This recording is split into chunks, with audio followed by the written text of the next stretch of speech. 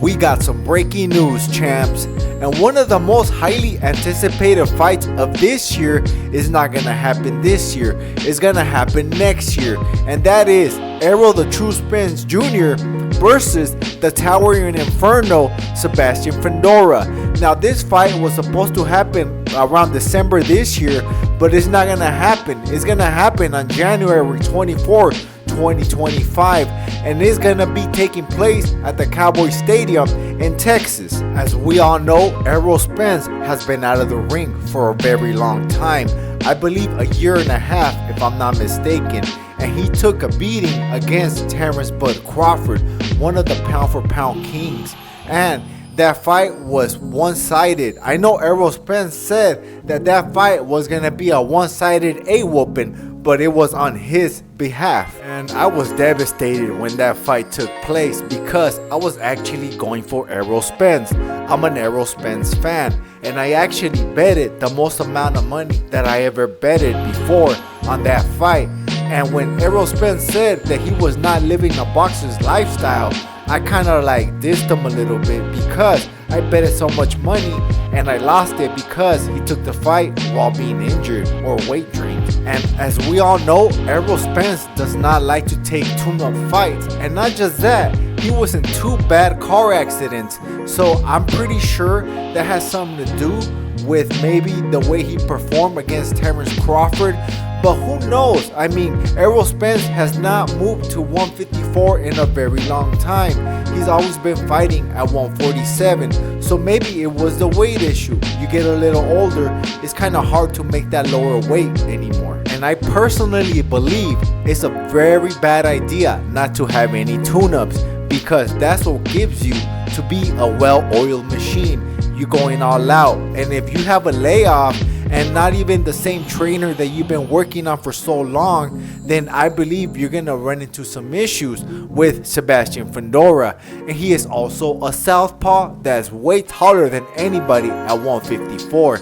And Terrence Crawford is also a southpaw, but he's also orthodox. So I do believe Errol Spence could lose against Sebastian Fundora, especially since Errol Spence does not have a trainer yet.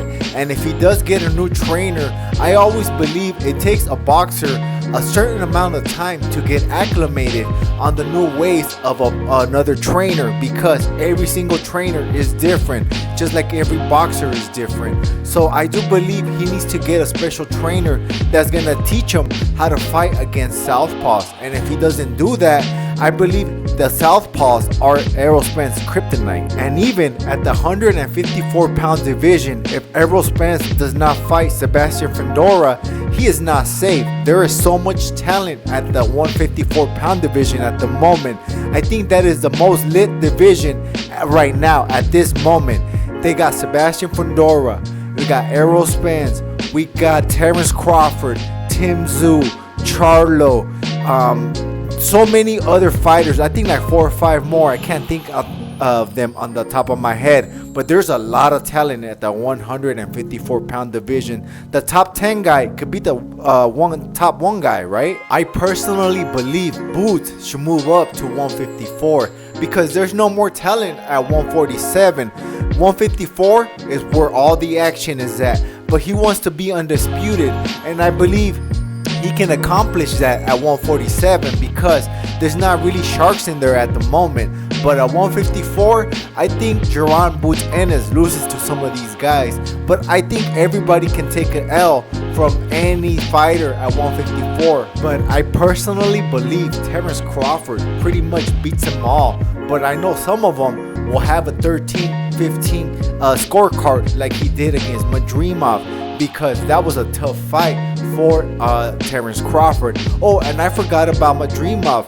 He's another player at the 154-pound division. He gave a lot of fits to Terrence Crawford, and some people even thought that he won. No, he lost, but it was a good close fight. I do notice that sometimes there are some fan bases that you can't really talk ish about some boxers, like Terrence Crawford, Gervonta Tank Davis, and Devin Haney, and there's a couple other fighters that you can't really talk ish with other fans insulting you. And I really started noticing that lately, but I really don't care because I'm not really a fanboy of any boxer. Even though Teofimo Lopez is my favorite fighter, I don't really protect him from anything he does outside the ring, just inside the ring. If you tell me he sucks, be like, okay, I don't care. I really don't give a F. But always remember this, guys. My show ain't the biggest, it's the baddest. The champ is here!